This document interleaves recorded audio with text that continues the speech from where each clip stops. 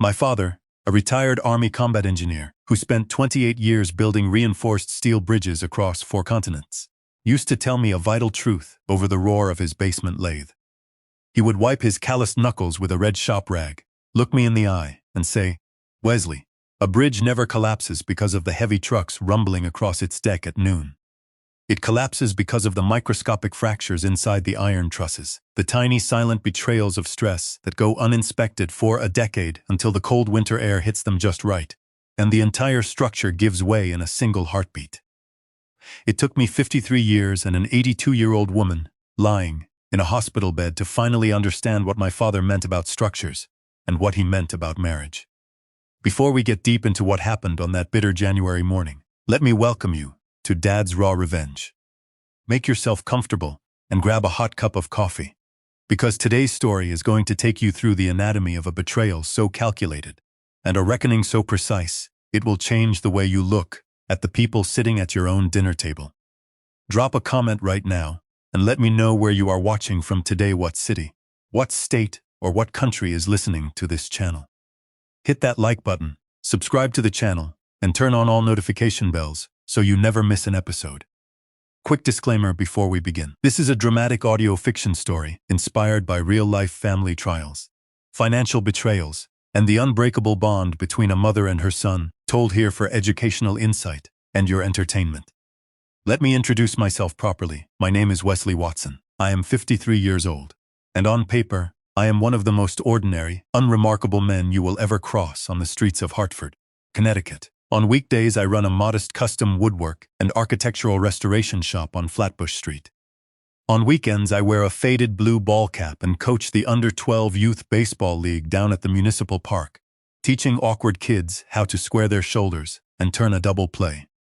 If you asked my neighbors, or if you asked my wife of 11 years, Eve, they would describe me as a quiet, soft-spoken handyman who rarely raises his voice, never initiates a confrontation, and spends most of his evenings reading historical biographies or tinkering with old wooden furniture in our garage. That was the surface. That was the carefully painted shell of the bridge. Rebecca Watson was 82 years old, and she was the undisputed, quiet anchor of our family. She was not a loud woman, nor did she ever wear her affection on her sleeve with grandiose declarations. She was the kind of mother who, when I was 10 years old and playing right field in the pouring rain, was the only adult sitting in the mud-splattered metal bleachers under a yellow umbrella she had walked 2 miles to bring. She packed my lunch in a brown paper sack every single morning until I was 16 years old, sneaking in extra oatmeal cookies without ever mentioning it. When my father died after 48 years of marriage, she didn't collapse into theatrical mourning. She grieved with an iron dignity that commanded respect from everyone who crossed her threshold. She quietly sold her secondary vehicle to clear my father's outstanding medical deductibles before I even knew the invoices existed, kept the sprawling colonial house on Maplewood Drive running on a fixed pension and her own modest savings, and continued volunteering every third Saturday at the Hartford Animal Shelter on Brainerd Road, sorting supplies and walking senior dogs, because she said old bones deserved gentle company. I picked up on the second ring. "Mom. Mom, what's going on? Are you okay?" I asked, my fingers tightening around the edge of the kitchen counter as I watched the coffee pot drip its dark, sluggish stream into the glass carafe. My blood ran cold. The coffee pot disappeared from my vision. The kitchen walls seemed to narrow around me in a single breath. That wasn't a comment about the winter weather forecast. That was our secret distress code, 30 years ago, when my father had suffered his first minor arrhythmia. While clearing snow from the driveway, he had sat me down in his basement workshop and established 3 clear verbal signals for emergency situations, phrases engineered, so that if either of my parents ever felt incapacitated, threatened, or unable to speak freely in front of strangers or nosy neighbors, they could communicate critical danger instantly without causing panic. My mother hadn't used that exact phrase since the morning my father suffered his final fatal stroke 12 years prior. "Sit down right where you are, Mom," I commanded, my voice dropping its soft weekend coach cadence and locking instantly into the measured, authoritative register of my investigative years. "Do not try to walk to the kitchen. Do not try to get a glass of water. Is the front deadbolt unlocked right now? I am on my way right this second. Hang up and keep your eyes open. I couldn't take the truck. but sitting directly outside the kitchen window, gleaming beneath a light dusting of January frost on the asphalt driveway, was Eve's silver Honda CR-V. The tank was full. I knew because I had taken it to the station myself on Monday evening, topped off the premium unleaded, and checked the tire pressure while she sat inside watching television. The water continued to hiss against the Italian porcelain tiles without interruption. The frosted glass door slid open. Eve stepped onto the plush bath mat, wrapping a monogrammed white Turkish towel around her damp hair and securing a silk robe around her waist. Her face was completely unreadable, her eyes cool and dismissive as she looked at me standing in the doorway with my jacket already half on. "Wesley, I can't let you take the CR-V today," she said in a smooth, flat voice that sounded like she was explaining a declined credit card transaction to a stranger. "I have a 10 o'clock site inspection with the Henderson family in West Hartford, a luncheon at noon, and then I am hosting dinner with Joanne and the girls at the Oak Room tonight to celebrate our quarterly design launch. My samples and fabric swatches are loaded in the cargo area. I am not having them tossed around or smelling like hospital disinfectant." "You know damn well she refuses to ride in ambulances unless she is unconscious," I countered, my jaw clenching so hard my back molars ground together. "She had a traumatic experience when my father died in the back of one 12 years ago with sirens blaring, and it causes her blood pressure to spike into dangerous territory. I need your car for 90 minutes to get her checked in and stabilized by a physician. I will bring the vehicle back to your office before your noon appointment. Figure it out yourself." I didn't argue. I didn't knock on the closet door. I didn't waste another breath on a woman who had spent 11 years making withdrawals from a shared life without ever depositing a single ounce of genuine human loyalty. The line rang exactly once before Clinton's gruff, steady voice answered. "Wes, what's the word, brother?" "Give me 4 minutes flat," Clinton said. I'm grabbing my keys and pulling up right in front of her walkway. "Have her coat ready." My boots hit the frozen concrete walkway of Maplewood Drive in a rhythmic, pounding cadence. I threw open the front screen door and stepped into the familiar scent of lemon wax, old paperbacks, and dried lavender that had defined my mother's house for half a century. "I told you not to move around," I said gently, kneeling down on the hardwood floor directly in front of her and pressing my fingers gently against her radial pulse. It was rapid fluttering around 110 beats per minute and thin under her translucent skin. Between the two of us, we guided my mother down the 3 porch steps with seamless, gentle care. Clinton held the passenger side door wide open, nodding respectfully to her, without uttering a single word of suffocating pity or alarm. "Morning, Mrs. Watson," he said warmly, as he helped her settle onto the upholstered seat and clicked her seatbelt securely across her chest. "Got the heat turned up high for you. We'll have you over at St. Francis in 12 minutes flat." The drive to St. Francis Hospital on Woodland Street took 9 minutes and 40 seconds. Clinton drove with the quiet, aggressive precision of a seasoned urban driver, slicing through the commuter traffic on Asylum Avenue, while keeping the ride as smooth as glass. I sat in the back seat, watching my mother's quiet breathing, feeling the fragile bones of her knuckles resting inside my palm. As we passed the brick towers of the insurance company headquarters near the highway overpass, I felt 2 distinct emotions coursing through my bloodstream in perfect parallel symmetry. St. Francis Emergency Department was a chaotic hive of activity when we slid through the double automatic doors at exactly 8:27. But the triage team recognized the signs of acute geriatric cardiac distress immediately. Within 14 minutes, my mother was wheeled into examination bay 6 on a cushioned gurney, surrounded by the rhythmic beeping of diagnostic telemetry monitors and the scent of sterile alcohol wipes. "Mrs. Watson, my name is Dr. Cole," he said, speaking clearly and directly to her rather than treating her like a secondary subject in her own medical crisis. "Here is where we stand. You did not suffer a massive myocardial infarction, what most people call a full heart attack. However, your troponin cardiac enzyme levels are elevated above normal baseline, and your EKG shows subtle T-wave inversions. What you experienced this morning was a significant cardiac stress event, a clear warning shot across the bow from your vascular system." "Thank you, Dr. Cole," I said, feeling the initial knot of suffocating terror finally loosen its grip on my ribcage. "I will always come for you, Mom," I said huskily. "Every single time, without question, without condition, you showed up for me every day of my life. You think a broken truck or a cold morning is going to stop me from being by your side when you call?" Since leaving the house on Asylum Avenue nearly 3 hours ago, my phone had not buzzed once. There was not a single text message, voicemail, or missed call notification from Eve. She hadn't bothered to send a generic 5-second text asking whether my mother was alive or if we made it to the hospital safely. She was completely absorbed in her Henderson site consultation, selecting imported drapery rods and Italian marble tiles, while her 82-year-old mother-in-law lay connected to cardiac monitors across town. I didn't sit there feeling sorry for myself. I didn't type out a passive-aggressive text message demanding empathy from a woman who lacked the emotional hardwiring to provide it. Instead, I stood up, tossed the half-empty cup of bitter coffee into the recycling bin, and walked down the hallway to room 412, where my mother was now resting, propped up against 2 fresh pillows, watching the midday news on her wall monitor, with her reading glasses resting on her nose. "Take your time, baby," she said, picking up a pen from her bedside table and opening a fresh book of crossword puzzles Beverly had thoughtfully dropped off. "I have a 7-letter word for a false appearance of virtue to figure out while you're driving." "Clinton, come on inside out of the cold and put the kettle on," I said as I unlocked the front deadbolt. "I need to grab some medical binders from Mom's desk and check a few digital files on her home computer before we head back to Woodland Street."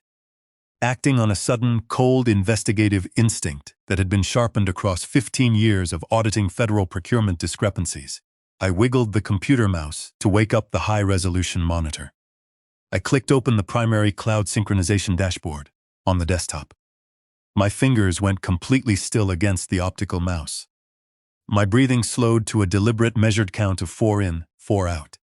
I opened the first PDF document. It was a comprehensive, 32-page commercial property appraisal and zoning feasibility study executed by an aggressive, high-volume real estate brokerage in downtown Hartford, a firm headed by a man named Marcus Vance. I knew that name instantly. Marcus Vance was not just any commercial real estate broker. He was Eve's former fiancé from 13 years ago, a slick, predatory speculator whom she had broken off an engagement with before meeting me, but whom she evidently still kept in her inner circle as a secret financial strategist. Even more sickening was the second document, a draft contingency agreement prepared by Marcus Vance's legal associate, outlining an arrangement where Eve Watson, acting under the presumption of her husband, Wesley's future power of attorney over his elderly mother's estate, would secure a $300,000 commercial bridge loan leveraged directly against the equity of the Maplewood Drive house. What was the purpose of the bridge loan, listed on page 4? "Marcus, listen to me carefully." Eve's recorded voice crackled with self-satisfied arrogance. "You don't need to worry about Wesley dragging his feet when the time comes. I've been married to the man for 11 years. He is a soft-spoken handyman who spends his weekends coaching 12-year-olds and fixing broken porch railings. He doesn't have the stomach for legal or financial confrontation. The second Rebecca has another minor health scare or takes a fall on those icy stairs, all I have to do is play the overwhelmed, concerned daughter-in-law and insist that living alone on Maplewood Drive is a fatal safety hazard. Once Wesley is exhausted from running back and forth to hospital waiting rooms, I'll put the assisted living transition papers right in front of him after dinner, and he'll sign them just to keep the peace at home like he always does. We'll have every piece of that dusty colonial furniture replaced with modern staging within 30 days, and the title transfer ready for your subdivision team before the spring thaw." That was her fatal mistake.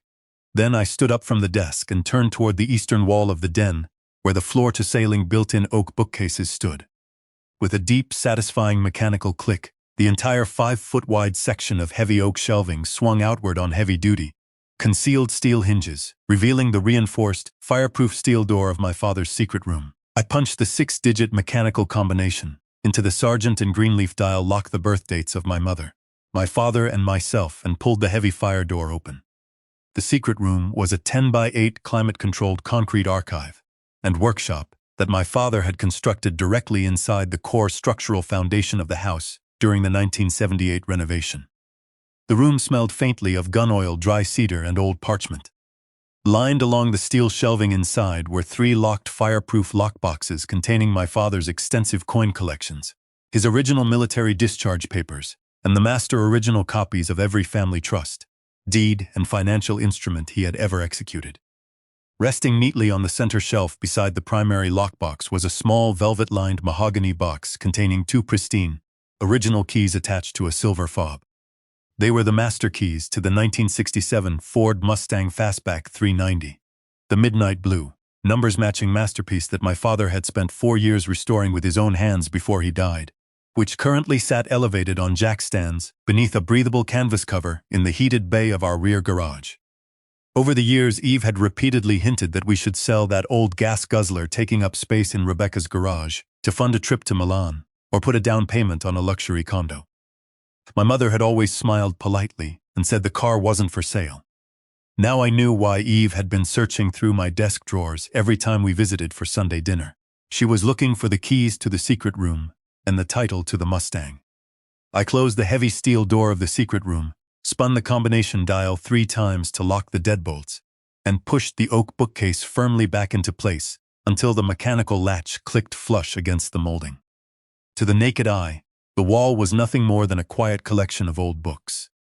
I found out exactly who I've been sharing a roof with for the last 11 years, Clinton, I said, zipping my leather briefcase shut with a crisp final zip. And more importantly, I found out what she's been trying to do to my mother behind my back, while smiling across the dinner table. Thank you, Beverly. You've been extraordinary today, I said genuinely. I opened the briefcase, pulled out my laptop, and played the 2-minute audio recording of Eve's conversation with Marcus Vance right there in the hospital room. I showed her the appraisal documents outlining the plan to transition her into a memory care facility and subdivide the Maplewood property. I showed her the financial bridge loan application engineered to fund Eve's West Hartford design studio, using our family home as collateral. Yes, ma'am, I replied softly. She's at the Oak Room right now with Joanne and her design colleagues, celebrating her quarterly brand launch. She told me to figure it out myself, because your chest pains weren't her problem. She reached across the bedside table, picked up her reading glasses, slipped them onto her nose, and retrieved her cell phone from her handbag. She unfolded a small, crisp white index card from inside her glasses case, where she kept her emergency contact numbers written in precise, elegant cursive. When my mother dialed his direct private cell phone at exactly 9:22 on Thursday morning, the day after her admission, he answered before the second ring completed. Well, Paul, I am calling you from room 412 at St. Francis Hospital on Woodland Street, she said matter-of-factly. My heart decided to throw a minor temper tantrum yesterday morning, so the good doctors are keeping me on a monitor until tomorrow, just to make sure the wiring is secure. Rebecca, to be clear for my preliminary notes before I prepare the drafting instruments, are we discussing minor codicil adjustments to specific personal property distributions, or are we executing a comprehensive structural restructuring of your primary estate plan? I heard Paul Logan let out a low, appreciative whistle through the phone lines, a rare breach of professional composure from a man who had seen every family drama in the Connecticut registry. True to his word, Mr. Paul Logan strode through the double doors of room 412 at exactly 1:58 that afternoon, accompanied by 2 impeccably dressed paralegal associates carrying heavy leather folios and a warm bakery box containing 2 fresh blueberry muffins. When the paralegals stamped the raised brass notary seal onto the final page with a crisp, authoritative clack, the legal checkmate was absolute. By 3 o'clock on Thursday afternoon, 12 hours before Eve even finished her second client consultation of the day, the document she had been silently counting on to fund her luxury design empire had been legally eradicated from existence. The house on Maplewood Drive, the secret room holdings, the Mustang, and the family wealth were locked inside a legal fortress that no commercial bridge loan or probate challenge could ever breach. I was standing at the intake counter of Kowalski's Auto on Flatbush Street, signing the final repair invoice for my 2019 Chevy Silverado. Danny Kowalski had worked until 9 o'clock the previous night to install the new heavy-duty alternator, replace the wiring harness, and change the synthetic oil, throwing in a fresh set of winter wiper blades on the house, because our boys played on the same little league team, and that's how genuine neighbors treated one another. Less than 12 seconds later, the phone vibrated again. Eve Watson Mobile, Paul Logan's paralegal team, had just electronically filed the irrevocable deed transfer with the Hartford County Registry at 8 o'clock sharp. Right around 8:15, Marcus Vance, or his title escrow agent, had likely logged into the county title portal, to run a preliminary credit and collateral check for Eve's proposed $300,000 commercial bridge loan application. When they punched in the parcel ID number for the Maplewood Drive property, the system hadn't returned Rebecca Watson's name as an unencumbered senior citizen owner. It had returned a bright red legal restriction banner, property transferred to irrevocable trust, title encumbrance excolt sole trustee. Wesley A. Watson. By the time I walked out of Kowalski's shop, climbed into the high cab of my Silverado, and turned the ignition key to hear the powerful V8 engine roar to life, my phone had logged 11 missed calls from my wife in less than 7 minutes. Beverly threw her head back and laughed, a rich, hearty sound that echoed off the brick pillars. She walked up to my mother, enveloped her in a warm, respectful hug, and patted her shoulder gently. "You take extraordinary care of yourself out there on Maplewood Drive, Mrs. Watson. You are one in a million, and it has been an absolute honor being your nurse this week." "She found out about the county registry filing, didn't she, baby?" my mother asked quietly as we pulled out of the hospital gates onto Asylum Avenue. Around 11:30, Clinton Webb knocked on the back kitchen door, holding a steaming casserole dish of homemade beef stew that his sister had dropped off specifically for my mother's first night back from the hospital. I checked my wristwatch. It was exactly 1:15 in the afternoon. "I won't, Mom," I said huskily, squeezing her small fingers tightly. "I promise you, I won't." I walked up the front steps, unlocked the deadbolt, and pushed open the front door.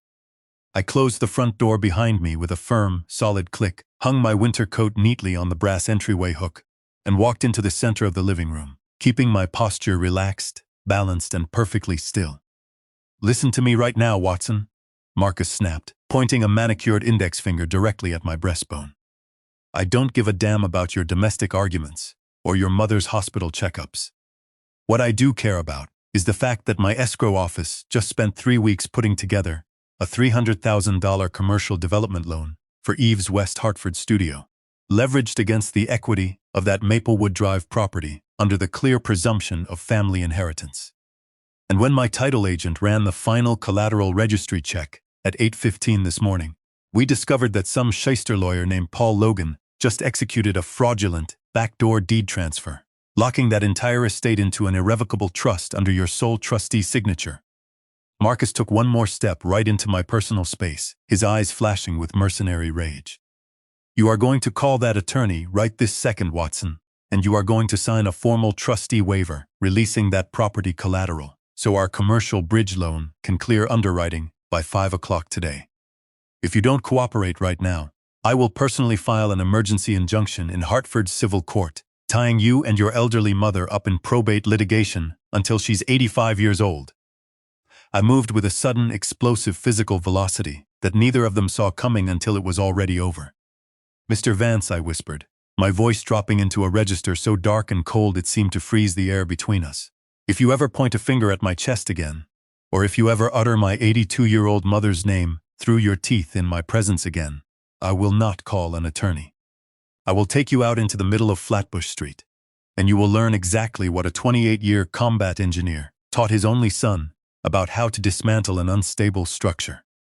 Do you understand my vocabulary right now?"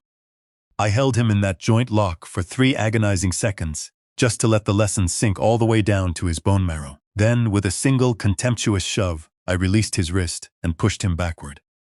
Marcus Vance tumbled ungracefully across the Persian rug, scrambling backward on his hands and knees until his back hit the base of the leather sofa, cradling his throbbing wrist against his chest, completely and utterly speechless. Eve was frozen near the fireplace mantel, her hands pressed tightly over her mouth, her eyes wide with shock and terror as she stared at me. The polished, superior interior designer who had looked down on me as a simple handyman for 11 years was gone. In her place stood a trembling, exposed woman who suddenly realized that she had spent over a decade sleeping next to a sleeping tiger without ever realizing it had claws. "Without telling us?" I repeated softly, unzipping my leather briefcase and reaching inside. "Since when were we ever partners in anything involving my mother's life, Eve? You made it abundantly clear at 7:42 on Wednesday morning that Rebecca Watson was my mother, not yours, and that whatever happened to her heart was my problem to figure out alone.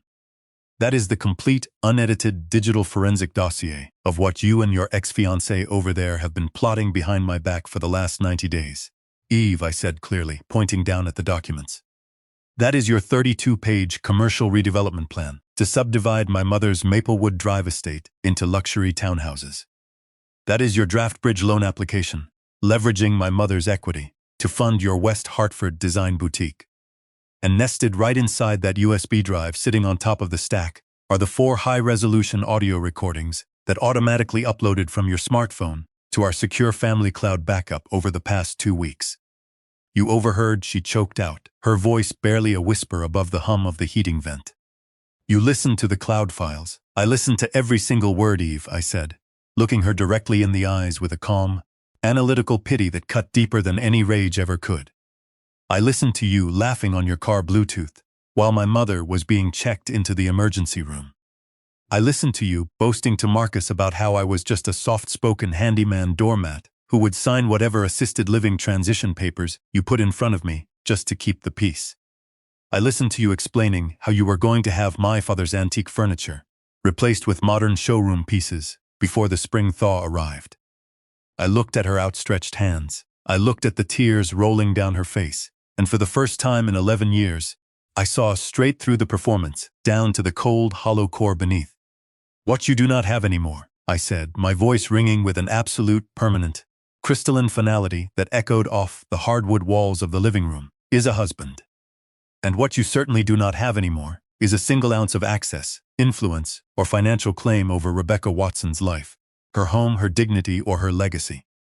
I turned around, walked across the Persian rug to the front entryway, picked up my heavy winter coat, and opened the front door leading out to Asylum Avenue. I stepped out onto the front porch, pulled the heavy oak door shut behind me until the deadbolt clicked into place with a solid, satisfying thud, and walked down the steps to my pickup truck.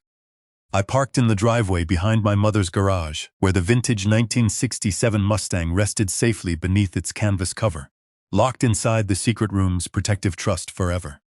I grabbed a bag of fresh groceries off the passenger seat and walked inside through the back kitchen door. You look lighter, Wesley Andrew, my mother said softly, her blue eyes shining with a deep, peaceful pride. Like you finally dropped a 80-pound rucksack you've been carrying across 10 miles of mountain terrain. I sat down at the table, leaned forward across the polished wood, and looked at the squares she had already filled in with her precise, unwavering handwriting. If you made it all the way to the end of today's story, thank you from the bottom of my heart for spending your time with us here on Dad's Raw Revenge. Some people spend their entire lives trying to keep a false peace by swallowing their own self-respect and making excuses for those who take their loyalty for granted. But true peace doesn't come from bowing your head and letting people trample over your boundaries. True peace comes from standing up for the people who have shown up for you when the storms rolled in, and ensuring that your love, your dignity, and your life's work go only to those who truly deserve it. Before you leave, please do us one quick favor. Double-check right now that you have hit the subscribe button and turned on all notification bells so our future stories land right in your feed. Drop a thumbs up on this video to help the algorithm share this message with others who might need to hear it today, and head down into the comment section right now to share your thoughts. Have you ever had to draw a hard, permanent boundary with someone who mistook your kindness and patience for weakness? How did you protect your own family legacy when the chips were down? We read every single comment you leave, and our community thrives on the real, raw wisdom of your lived experiences.